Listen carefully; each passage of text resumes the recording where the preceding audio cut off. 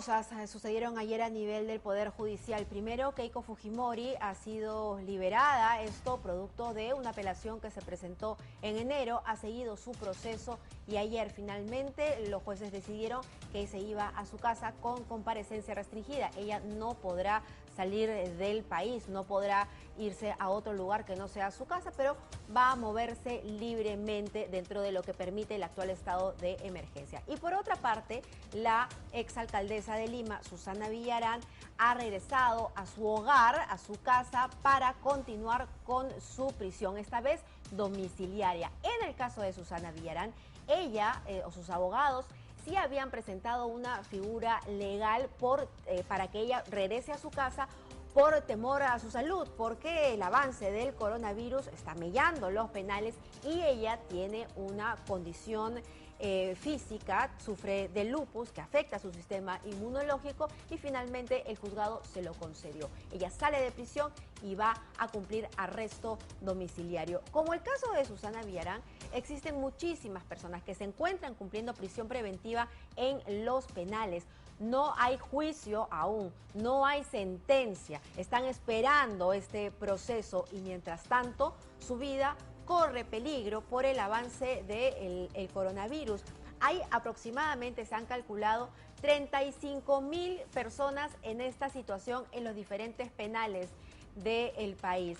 ¿Qué solución se puede dar al respecto? Porque hay cierta política del gobierno para deshacinar las cárceles. César Azabache, ex procurador, tiene una fórmula que probablemente sirva, una propuesta para poder continuar con una política más agresiva, deshacinar las cárceles en cuanto a lo que es prisión preventiva. Muy buenos días, doctor Azabache, ¿cómo está? Muy buenos días, a las órdenes.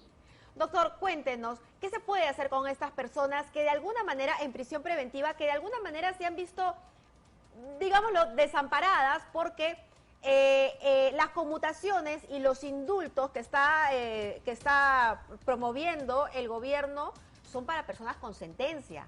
Y aquí tiene que entrar a tallar el Ministerio Público cuando se trata de las prisiones preventivas. ¿Qué se puede hacer al respecto?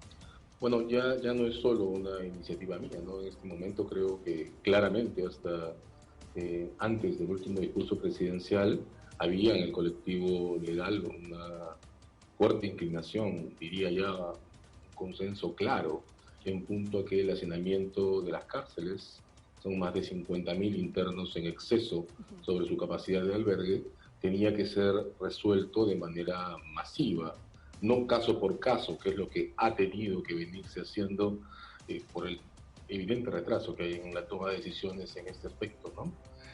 Ya el Poder Judicial ha dado señales muy claras, hay incluso algún proyecto que se ha estado comentando en estos días en circulación o en revisión, en punto que están en posición de liderar un proceso intenso que sobre la base de la modificación de las prisiones preventivas permita que el interior de los penales esté poblado en condiciones que hagan posible que las medidas de protección funcionen. Se trata entonces de pasar de un esquema caso por caso a uno que en base a listas, a la identificación de personas que no tienen condena en primer lugar, pero también de aquellos que están próximos a cumplirlas o que tienen los expedientes de beneficios penitenciarios casi listos, puedan poner la situación dentro de los penales en condiciones más estables de las que han habido hasta ahora. Se trata entonces, repito, de salir de esta mecánica del caso por caso que no parece apropiada para las dimensiones del problema y entrar en procedimientos cortos, breves, basados en listas de personas sin condena, de personas vulnerables, de personas prontas o próximas a cumplir sus condenas y encarcelarlos. Bajar el nivel de presión que el hacinamiento en este momento convierta a las cárceles en bombas de tiempo en una crisis de salubridad como la que tenemos. ¿Y el Ministerio Público estaría en la capacidad? Porque en estas condiciones también estamos hablando de que no hay mucha gente que está trabajando y claro, no tendrían que ver caso por caso, incluso ver este tema a manera de listas también implicaría mucho trabajo y mucho tiempo. Sí, de acuerdo. De hecho, mi primera idea era que sea el Ministerio Público el que lidere el proceso. Creo que hay razones objetivas que lo están impidiendo, pero el judicial puede hacerlo. A ver, ¿qué ocurre? En este momento hay juzgados de emergencia que están atendiendo situaciones especiales como detenciones por crímenes cometidos durante la cuarentena o cosas de este tipo. Mi impresión es que lo único que hay que hacer ahora es ampliar el concepto de esa emergencia para que de una manera ordenada y con protección sanitaria los jueces a cargo de casos que tienen prisiones preventivas puedan empezar a retornar a sus despachos con 1 o 2 asistentes en bloques de horas que impidan la aglomeración, y a partir de ese procedimiento se puede empezar a emitir órdenes rápidas que suspenden esas prisiones preventivas por listas. Hay que decir que las prisiones preventivas están en manos de aproximadamente 250 o 50 magistrados en todo el país. De modo que es solo una gestión de recursos en condiciones de urgencia, crear un protocolo que permita ampliar la emergencia, que ahora permite actuar a determinados juzgados como juzgados de protección de personas o de solución de casos inmediatos, y poder empezar a hacer un proceso que además tiene que venir acompañado con medidas de salubridad claras, porque quienes sean encarcelados no pueden, y temo que eso está ocurriendo, salir de la cárcel para ir a sus casas directamente sin un control de salud suficiente que asegure que no mueran en el camino o que no se conviertan en nuevos factores de contagio. Doctora Sabache, ¿no resulta muy popular abogar por las personas que se encuentran en este momento con prisión preventiva en las cárceles? Porque en nuestra memoria inmediata tenemos instalado el escándalo de Odebrecht y todos los casos de corrupción. Entonces, recordamos más esos casos. Pero existen cerca de ¿cuántos? 35.000 casos en todo el país y no necesariamente están relacionados a casos de corrupción, y muchos de ellos podrían ser inocentes. ¿Qué le puede decir usted a la población en general que no está de acuerdo con que se tomen medidas, este tipo de medidas? Y de alguna u otra manera, esta misma animadversión la ha alimentado el presidente de la República cuando en sus declaraciones dice: ningún corrupto saldrá de la calle. Todos ya tienen el sello de corruptos, aunque no hayan sido sentenciados. Bueno, ninguna de las iniciativas que ha estado en discusión en estos días es universal o indiscriminada.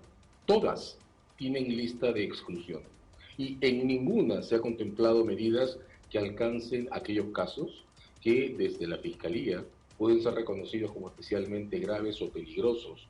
De hecho, entre las alternativas en discusión ha estado primero, lo repito, que sea el Ministerio Público el que arme las listas. Eso no se ha podido hacer. También está en discusión la posibilidad de que el Ministerio Público tenga derecho de veto, de modo que determinadas situaciones especialmente peligrosas para el proceso, para la sociedad, no sean beneficiadas con excarcelaciones, ni siquiera en casos de libertad provisional. Lo que está también clarísimo es que tiene que haber una lista de delitos a los que esta medida no alcance, también por razones de seguridad pública, ¿no? De otro lado, sí, son 36.000 personas, considerando solo el universo de prisiones preventivas. Probablemente si entran en consideración los casos de personas prontas a cumplir condenas o condenas cortas, la cifra del universo a elegir se eleve a 42.000. La idea apunta a que por lo menos 15.000 personas salgan en efecto de las prisiones, y hay que hacerse cargo. Esta no es una idea atractiva, ni simpática, ni agradable, ¿no? Pero es una idea a la que hay que aproximarse de 2 puntos de vista. El primero es el de la ética, de la solidaridad y la compasión. Estamos exponiendo, esto lo ha dicho Marisol Perestell, yo lo he dicho José Luis Pérez Guadalupe, estamos exponiendo a situaciones indeseables que ponen en riesgo la vida o que pueden producir la muerte de personas a muchísimas que no tienen ni siquiera sentencia. Pero de otro lado también, desde un punto de vista estrictamente utilitario, hay que tomar en cuenta que sitios como Lurigancho, con 10.000 internos, o Castro con más de 3.500, representan focos objetivos de contaminación. De modo que se le tome desde el punto de vista de la solidaridad y de la compasión, o desde el simple cálculo de riesgo de salubridad, esta situación es inmanejable. Y bueno, en situaciones de emergencia, en efecto, el gobierno tiene facultades concentradas precisamente porque hay una serie de medidas. Los toques de queda son también parte del paquete, que no son populares y que sin embargo tienen que ser adoptadas precisamente por consideraciones de salubridad pública general, ¿no? Ahora, doctor, algo que también le preocupa a la población es el tema de la seguridad. ¿Cómo se va a garantizar de que estas personas, una vez que obtengan su prisión domiciliaria, pues se vayan a quedar en su casa? Estamos en un estado de emergencia, sí, las fronteras están cerradas, está limitado el tránsito, pero tranquilamente podrían burlar la medida y salir y esconderse en algún lugar. No, de hecho, en una situación de alta informalidad como la que tenemos, creo que ya está en evidencia, ya lo está, que el Estado tiene desafíos enormes, no solo por las excarcelaciones, sino incluso para vigilar las condiciones en las que se cumplen los toques de queda y las órdenes de inmovilización. De modo que aquí hay sin duda un desafío de seguridad que tomar. Hay dos cosas que decir sobre eso, ¿no? La primera es que las excarcelaciones que se tomen deben ser graduales, es decir, no se trata de que 15.000 personas crucen la puerta en un solo día. De hecho, insisto en decirlo, para que esta medida tenga sentido, las autoridades penitenciarias tienen que tener listos, entiendo que están trabajando sobre eso, lugares cercanos a las prisiones en las que los bloques de personas que empiecen a ser excarceladas puedan pasar por una cuarentena que asegure cuál es su estado exacto de salud. En segundo lugar, atención con esto, estamos hablando de las prisiones preventivas, no de los condenados. Aproximadamente el 50% de casos bajo prisión preventiva desemboca en una absolución. Y sobre 36.000 ni siquiera estamos poniendo como meta mínima el 50%, sino el 30%.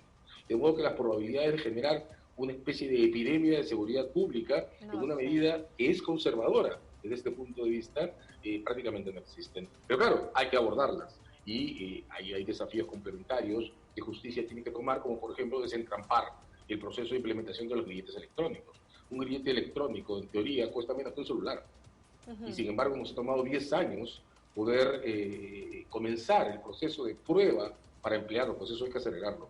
Esos billetes tienen que estar disponibles lo antes posible. Pero como repito, además, no se trata de abrir la puerta de las prisiones y que 15.000 personas las crucen en un solo acto. Se trata de entrar en un proceso gradual, pero rápido, porque estamos perdiendo demasiado tiempo, en el que para comenzar se aseguren las condiciones de salud de esos internos, en punto a que ni mueran en la calle, ni se conviertan en factores de contagio. Sí. Y en segundo lugar, las autoridades puedan empezar a vigilar la secuela de esas excarcelaciones. 15.000 personas en un país de 30 millones de habitantes tampoco son un gran desafío de seguridad, pero sí es cierto, hay que tomar el riesgo, hay que compararlo con el que significa que mañana amanezcamos con 50 o 60 personas tiradas en las calles de una avenida alrededor de los penales.